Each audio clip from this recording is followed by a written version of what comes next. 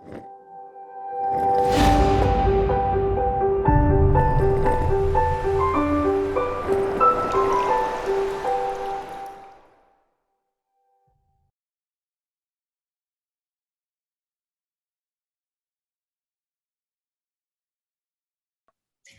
everyone, and welcome to our first interview in the Cancer Survivor interview series. I am Meghna Muskan, and I am a genetic counselor. But today, I am the host who brings to you some amazing and inspiring stories from the personalities who have survived the dreadful cancer and are here with us to tell us their tale. Today, I have one such vibrant and beautiful woman who has survived cancer and who has taken her time out to share her journey with us. Every time I've spoken to her, she has imparted nothing but laughter and light. And it is such a delight for me to talk to her every time. Let me introduce to you Miss Mamta Suresh. And I think I would rather want her to introduce herself to us. Hi, Mamta. Hi, Meghna. Thank you for your very kind words. It made my day to hear such positive things. But that was true. I have spoken to you a few times, and it's always we just laugh and we enjoy the conversation. Right. So nice to I have hope you this. today. Right. I hope this positivity continues through the interview. Hi, everyone. As Meghna mentioned, I'm Mamta Suresh. I'm an architect. I've studied to be an architect, worked as an architect for over 20 years. Of course, I'm pursuing my passion right now. More about it later. Um, I love to travel. I think I've traveled quite a bit. I enjoy, going, taking weekends off or going on a long holiday with friends and family. It's something that I've always been passionate about, and it's something that I really enjoy. So other than my work, it's the travel that has always kept me going. Yeah, of course, I do a lot of other things. But yeah, we'll get to it, at a later stage. I'll indicate it. Yes, it's so wonderful to have you here, and thank you for doing this. I will take you all through her journey of cancer. What was her experience like, and what were her feelings throughout this session? So I think I'll start off with the most basic question that I can ask you. When was your cancer diagnosed, and what was the diagnosis made? Right. This was June 2019, exactly 2 years ago. So my parents and I, we went in for a basic health checkup, the yearly health checkup, or rather the annual health checkup. Mammogram was part of it, and I was going through a mammogram for the very first time in my life. And as I was going through the mammogram itself, the technician indicated there is a lump. So that's how this whole thing started. Of course, at that point of time, we didn't know whether it was malignant or not. Of course, at a later stage, after the biopsy, surgical biopsy, we did get to know it was malignant. It was diagnosed as, I would say between first and second stage, of breast cancer. I was lucky enough that it was caught early. And I have to thank my annual health checkup for it. Yes. I will take this opportunity and tell everyone that in cancer, the most important thing is early detection. The earlier we detect it, the easier it is to treat. And it's very important that all of us take this very seriously. The annual screening, the annual checkup, it's important that we do it as often as possible and make sure that we are, on the right journey to the screening process. Okay, that's good. So you went to this with your parents, right? So what was your first thought? What came to your mind first, and what was your reaction to it? How did your parents react to it? Right. The program was detected at that point of time, it was malignant or not.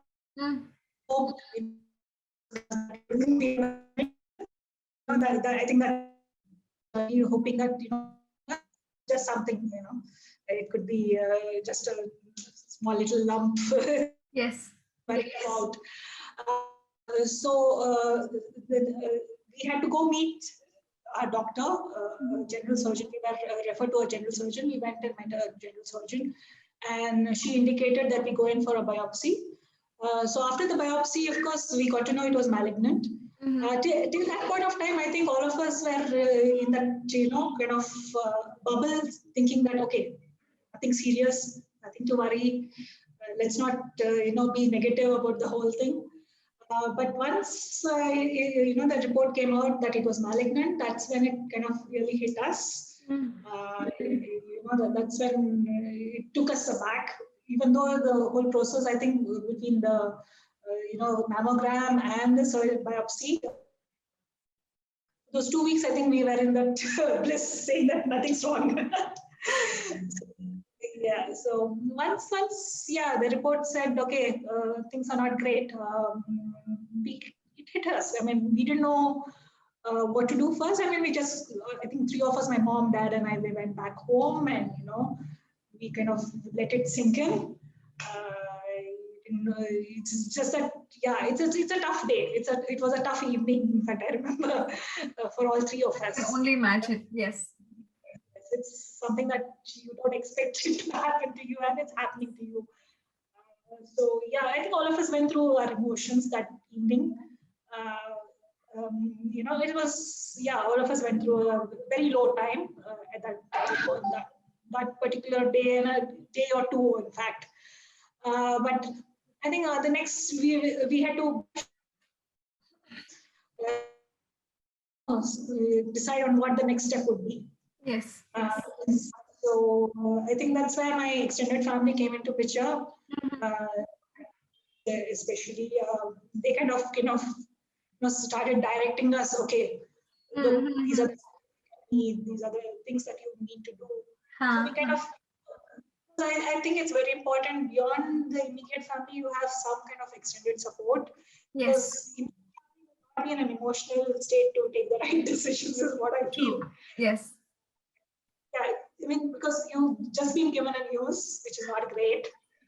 Yeah, so you're like, you don't know what to do. So it can be very overwhelming. Yes. So you might not taking wrong decisions. So it always helps when you have an extended family or a friend, who's really invested but not completely invested. From a distance. But I was very lucky. I had the support system of my cousins. So then they kind of directed me. Okay, this is the next step to do. So we said, okay, let's not waste too much time, and we decided to take up the next step. So should I mention what the next step was?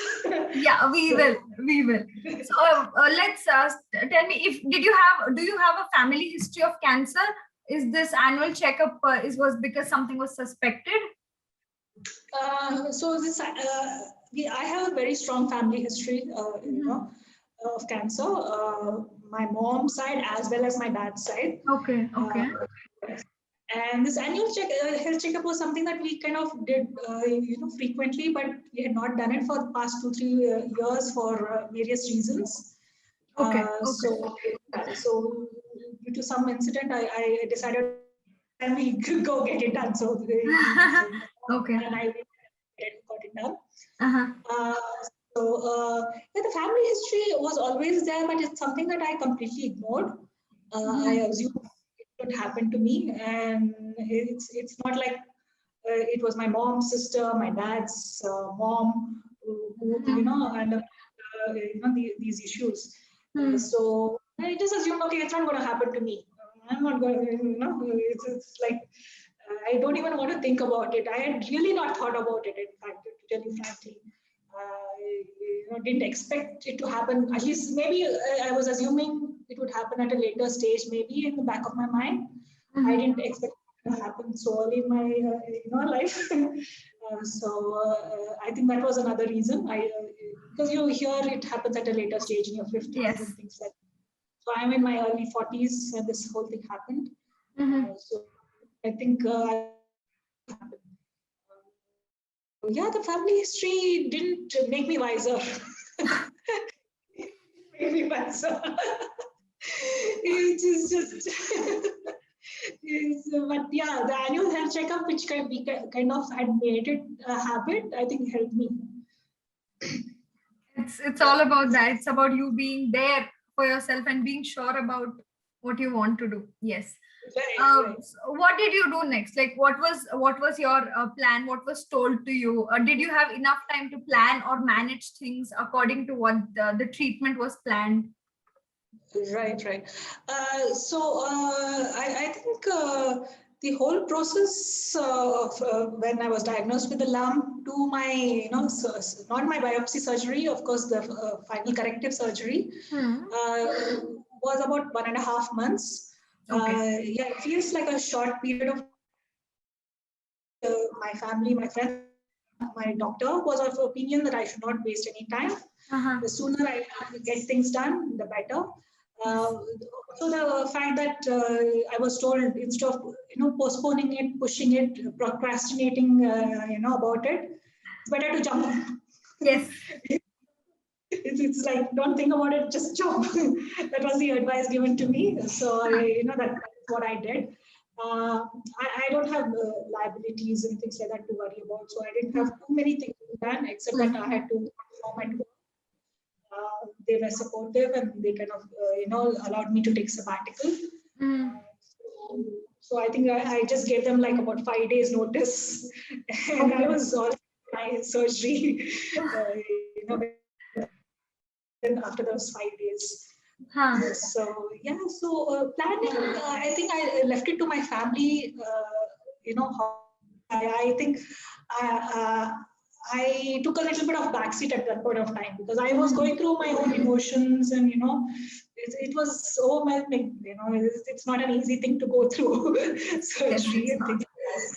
So much of planning done except like I told you, my cousins, they're always there. They kind of plan things for me, I would say. Uh-huh. So like, okay, go, you have to meet this doctor, you have to meet that doctor, kind of thing. They were there. They were always there. So I think So they helped you yes. decide who to consult and all that. Yes. They kind of made a list of people that I should meet. Wow. And Dr. Nayak was the first doctor on that list. And I met him, and my instinct told me that I don't need to meet anybody else. He tends to have that effect. Yes. Right. So I think trust is very important, and it's something that has helped me. I kind of totally trusted him. People did suggest I read up on it. In fact, doctor, he kind of indicated or shared some videos that I could, watch. But I was too kind of scared. I didn't want to get taken. I trusted the process. So I think it was blind faith. I don't know whether it's a good thing or a bad thing, but it helped me. So that is what happened. So I didn't have to do much of a planning as such. I went with the flow. Yes, I think you need to have that rapport with your doctor because you depend on them so much for the whole process. So it's important that you have this trust within each other. That's right. True. Okay, so you had to start off with your cancer treatment. What were your apprehensions about, there are so many things that you hear about cancer treatment. You could have so many apprehensions about it. What were yours? Yeah.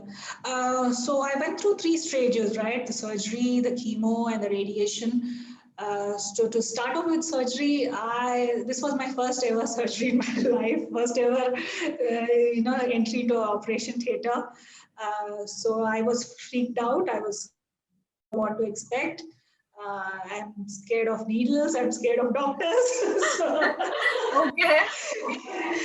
So I was not in a great state. In fact, the first time I was entering the theater, I was weeping and bawling out of my eyes. So I was that scared. By the time I went for the second surgery, I was fine. I mean, I was in a better state. I was still scared, but I think it's always that the first step that scares you. Yes. Yes. So yeah, so once the surgery was done, recovery and all that was fine. I mean, I was not too worried. Yeah, things that worried me a little bit was, taking care of the dressing and things like that. Again, it freaked me out a little bit. but yeah, I managed to gather some strength from somewhere and do stuff. Chemo scared me more than the surgery. I was not ready for chemo. I mean, I think it's the stories that you hear. Yes. You hear about people struggling. You hear people going through side effects, losing appetite, losing hair. Yes. So it's kind of I was not ready for chemo surgery. Somehow I had mentally prepared myself. I had said, okay, let me go through it. Chemo is something that I try to avoid to the maximum extent. In fact, I went through CANAS's also just to make sure that I really need a chemotherapy. So unfortunately, it said, yeah, I need therapy. So I said, okay. Yeah. In fact, I didn't even go in for a chemo during the second surgery, saying that maybe CANAS's test might come, it might get negative that I won't need chemo. I don't want to, put in my chemo port. So I went to that extent of, avoiding chemo. I think it is tough. I mean, no doubt about it. Chemotherapy is tough, but it's not as bad as you hear, And these days, with the right medicines, the right advice by the doctors. Yes. It has improved so much, the medical field, that and even though the doctor tells you these things, you are ready these stories. So I think it's not so bad. It's scary. It's certainly difficult, but yeah, you somehow find the strength to face it and manage it. Radiation seemed like a cakewalk after surgery. I didn't have to. I just go lie down there. Only tiring part was that I had to go every day to the hospital. So that can be hectic. Yes. Yeah, so that was a bit tiring. But yeah, so that was my journey, I would say, between surgery, chemo, and radiation. Radiation, yeah, again, people had, I had heard that your skin will be a little hurt. Okay. Improvement of, the technology, the medicine. I think, these days it's not as bad as you used to hear. So Probably. I think people should not be worried about getting through these treatments. Yeah, some people definitely have it worse than I did. I think I was to a certain extent lucky. I didn't have very severe, side effects. But still, it's manageable. I mean, you have the support of your doctors. You have the right medical technology. So I think it should not be worried. I mean, that is what I say now after going through the whole process. I don't, try to scare anybody, when they ask me, because it's okay. I mean, you can handle it. It's not scary. You just have to have the right kind of people to support you through it. Very true. Very true. And you had a very extended family for it. You had your entire family help you through every step of it. Right. Very true. So you did mention about hair fall, and that was a gasp. So a hair fall, that's one thing that most of the people who've been diagnosed with cancer, they freak out about it. So what is it about hair fall that you think would help people get through? So yeah, I think hair fall is something that all of us worry about once we are told, okay, you need chemotherapy. I think those images that are on the people, also the fact that you tend to lose hair on your eyebrows and like that, is what remains in your mind. They are without hair, they are without eyebrows, and that's not a nice feeling. Yes. So Yeah, so initially I was very, very not scared. It was, I think I would say I was just like, I was not ready for it. It's, see, at the end of the day, as a woman, it's your pride and glory, your Yes. hair. Yes, it is. So to lose it, it's a difficult thing to do. So I was suggested that I cut it short, which I did. Hmm. Now looking back, I would suggest people to just get it shaved. Don't even bother Okay. getting Uh-huh. get it shaved. The reason being is even if it's cut short, you still Mm-hmm. see it falling. You still Uh-huh. see it out there till Mm-hmm. you completely lose it. So if it's Mm. at least shaved, it will not worry you that much. Okay. Okay. Uh, There's something I want to add here. So initially, when this whole thing started, my cousin Hmm. indicated this is the time to have fun. I mean, you get a chance to wear wigs. You can wear colorful things. You can have fun with the whole thing. And you don't take it so seriously. And I was like, what's wrong with her? Why is she saying these things? I cannot do it. She better stop saying such things. I mean, initially I was not ready for it. I was not ready to accept it. I was not ready to, figure out. Okay, there are other possibilities too. Uh-huh. You can do it. You're just wearing a wig.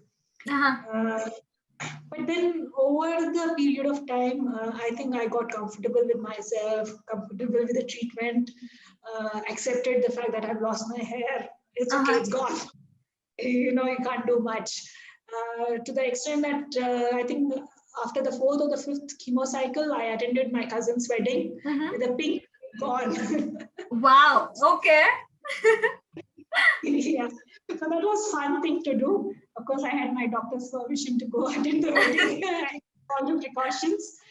But yeah, so it's not bad. You can have fun with it. Is what I'm trying to indicate. Yeah, it's a difficult process, but yeah, use this difficult time to think of something new.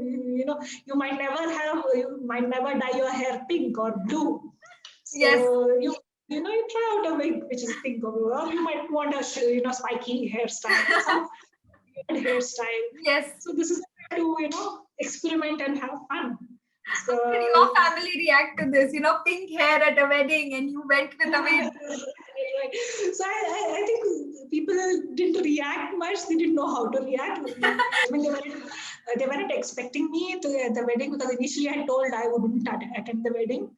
But I had gathered enough strength by then to, go attend the wedding. So I think some people just ignored it. They assumed it's not there. Some people liked it. Some people, appreciated the fact that I have tried out a pink wig. And then there were others who were like, okay, what color wig are you wearing for the next function? Wow. Okay. For the wedding. So, each day I wore a different. It was fun. I mean, it was great. So yeah, despite all this, you still had to go through the treatment, like the process. So how was your journey of treatment? Like, what kind of a treatment was suggested to you, and how did you go through it? Yeah, so initially it was, of course, surgery. Mm-hmm. Uh, Initially, it was a surgical biopsy, which was followed by corrective surgery. Okay. Then it was chemo. So chemotherapy. I had 6 cycles of chemotherapy. I Mm-hmm. think the first 3 cycles were FEC. Mm-hmm. The next 3 cycles were I forgot some Doaxtel something. I'm sorry, I forgot the medicine name. So Docetaxel. yes. So, and radiation, I had about 21 sessions. Uh-huh. Yeah, that was the treatment in a Mm-hmm. summary. Uh, yeah, so I basically underwent all the 3 things that they generally prescribe. Yes. Yes. So what was the duration of this treatment? The whole thing. So it was about 6 months, little Uh-huh. over 6 months. Okay. And I do want to mention that since we caught it early, Uh-huh. it was diagnosed to be between first and second stage. Mm-hmm. It was just a lumpectomy. So that was another, I would say, an added advantage of being diagnosed early. Yes. So, and of course, my age played a part, even though it was between first and second stage. I was given 6 cycles of chemo and 21 cycles of what they felt is, because I'm in my early 40s, chances of recurrence is on the higher side. Okay. So, compared to an elderly person, so they suggested a little more, not severe, I would say, but a complete treatment. Because I know there are people who have just had 4 cycles. I know people who have had no chemotherapy but just gone with radiation. But of course, there are more elderly people. But for me, it was I was prescribed all the 3 things, and complete. Generally 68 cycles, I guess. 6 Okay. So it hasn't been easy. Like you said, you had your family throughout. Did you have any other support group to get you through this? Somebody who's been already been on the journey of cancer, or somebody who's going through it, with you, along with you. Did you have anybody like that? Dr. Nayak, he suggested I talk to another patient of his. So I did have a couple of conversations with her before surgery, before chemo, and that really did help me. I mean, because you have your, of course, give you information. You have, people around you giving you information, but sometimes it helps to connect with the person who's gone through it. Yes. And who's experienced what you are going through. So there will be some kind of a connect. Yes, yes. So I did have a couple of conversations with this lady. More to do with what I can expect, how long does it cover, those kind of questions. Then of course I did try. I did talk to some counselors initially. Okay. Yeah, I did go through a downtime also. I was trying to figure out how to deal with it. But then at the end of the day, I felt the support of family and friends is kind of more important to me rather than the external factors. But yeah, for some people, it is a very critical thing. Having this external support. Yes. It could be counselors, it could be patients, ex-patients. It could be something like as simple as yoga or meditation. For me, it's all to do with sound therapy. Okay. I took the support of sound, so I would listen to chants or meditative music, instrumental music. That kind of calmed me down and helped me deal with things. So it was not just about people; it was also about other practices that kind of helped me. Yes. Through this Yes. process. So did you face any obstacles as such during the treatment? Anything that you thought was like a little too much for you to deal with, or something like that? No, I didn't find any difficulties to the treatment. It was just dealing with the treatment itself. Just it's like so your chemo cycle is coming up. So a couple of days before that, your heart starts pumping. You're like, it's coming close, it's coming close. So then you go to the hospital, get it done, then you're back home and you're calm. The next few days you're fine. You don't have to worry about your next cycle. So then closer the next cycle comes, Again. heart starts pumping. So it's just that that is something that I had to deal with. That's it. I mean, otherwise, I think it's fine. I had good doctors helping me. When I had bad reaction to chemo, all I had to do is reach out to my doctor, Dr. Suresh, over the phone, prescribe medicines, which immediately helped me. So I knew. I mean, the doctors were right there for me. So that helped. So how are you doing now? Like, are you currently on any kind of a treatment? Is there anything that you have to do right now? I'm on hormone therapy right now. It's something that I will be on for quite a few years. Okay. Yeah, and of course, diet and exercise still plays an important role. It's I cannot completely ignore diet and exercise anymore. But I still do have my junk food and things like that. So it's not like that I'm completely living a holistic living. But yeah, so I would say yes.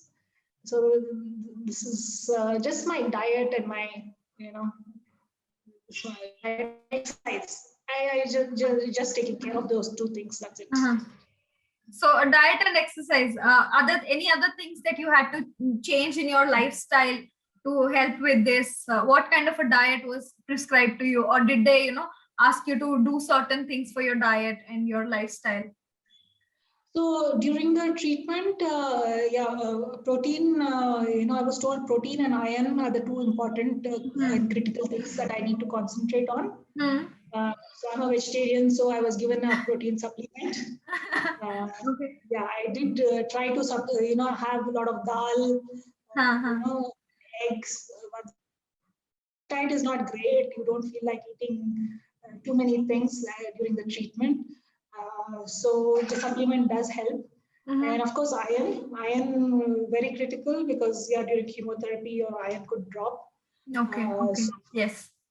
So luckily mine didn't, because I was being forced to have beetroot juice, pomegranate juice, all the greens, everything possible every day, like twice a day. I would have something, to help my iron. So it's something that I got so sick and tired of. I don't want to, look at beetroot anymore in my life. I'm a vegetarian too, so I can imagine when they say protein, because every time you tell somebody that you're a vegetarian, the first thing they ask you is your protein content enough? Are you taking enough protein? Are you drinking enough juices? It's Right. all that. And beetroot is something that's a little difficult to, go as a juice. Right. So, but it's something that really helps, because luckily I didn't have, again, all my levels were, good. I didn't need any other, I didn't have any other issues because of that. Because I kept taking all these, iron and juices. Yeah. So do you have to go to the hospital often now? How often do you go? And what else do you have to do? Are you still on screening? Yeah, so since I have a chemo port, I end up meeting doctor every 3 months to get it flashed. But otherwise, the screening is done once in a year. PET scans prescribed once in a year. And in between those PET scans, doctor has suggested that I get either a ultrasound or an MRI done in between scans. Okay. So just that. Yes. Okay. So this is something that I've been waiting to ask. So architecture to photography. Tell me about this transition and why photography? Okay. So it is like this. My dad, he loved his camera, and I used to be his model growing up. Aren't we all? Yeah, his love of camera kind of passed on to me, and I've always had my camera with me anywhere I go, whether it's family events, functions, or traveling or work. I always had my camera. It's something that I really enjoy. But I never thought of not to do actually speaking. Of course, architecture happened along the way, and I worked for about 20 years. Then this whole thing happened. This sabbatical, forced sabbatical happened. And at that point of time, chemotherapy, I got myself a puppy. Oh wow! I think yes. It's something that, again, based on what your doctor suggests, I would certainly suggest a therapy dog. They make a lot of difference to your mindset. True. Yes. My mindset completely switched well, the minute I got my puppy. So, and I spent a lot of time photographing him. So he I'd play with him. I'd have my camera. I'd take pictures. Uh, then, of course, after once the treatment got over, I went back to work. Something was bothering me. I was not happy at work. Okay. No, this is not what I want to do. I've done it for 20 years, but do I really enjoy it? Do I want to do this? So I said, no, I need to, figure out something else. So after about 5-6 months after getting back to work, I decided to quit. At that point of time, I had still not what to do next. I always knew I could always take up, architectural projects on my own. I still do. So it's not like I've given up architecture completely.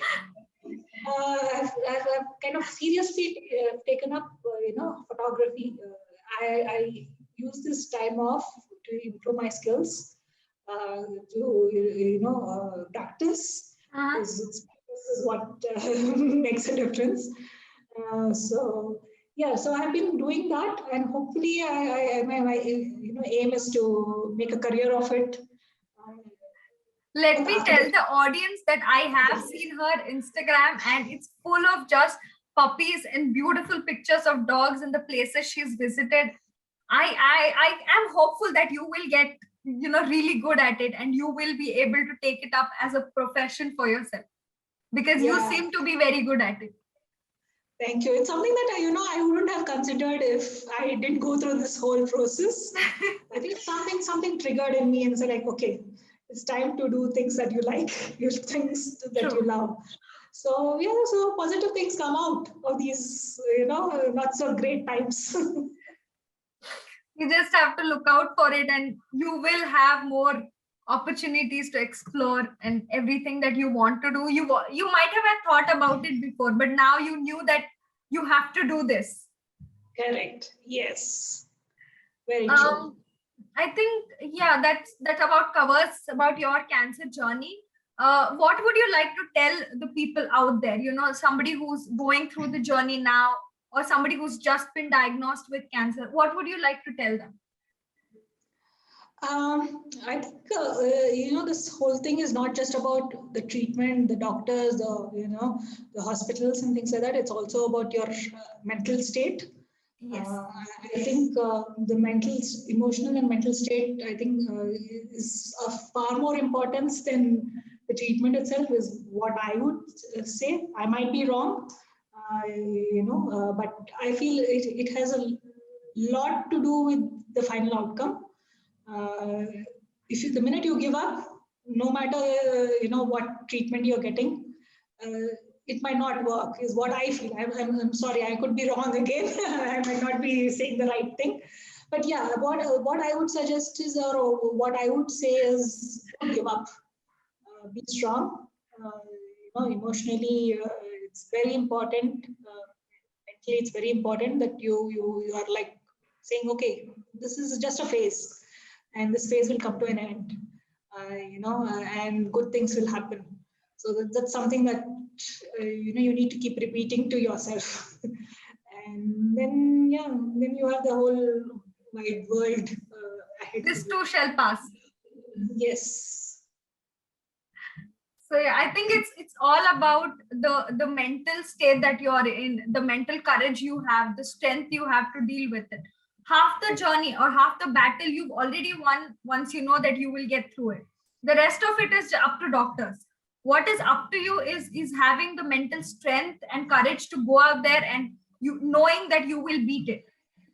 And I think that's what gets you through it. Most of the patients I deal with also have the same thing. The moment they find out about this, there's only two reactions. One is that you will get through this and you have life to live. And the others who become very apprehensive about what to do next, because they don't know what to do, and they get very scared. And it's easier to deal with the treatment when you know that you will get through it. Very true.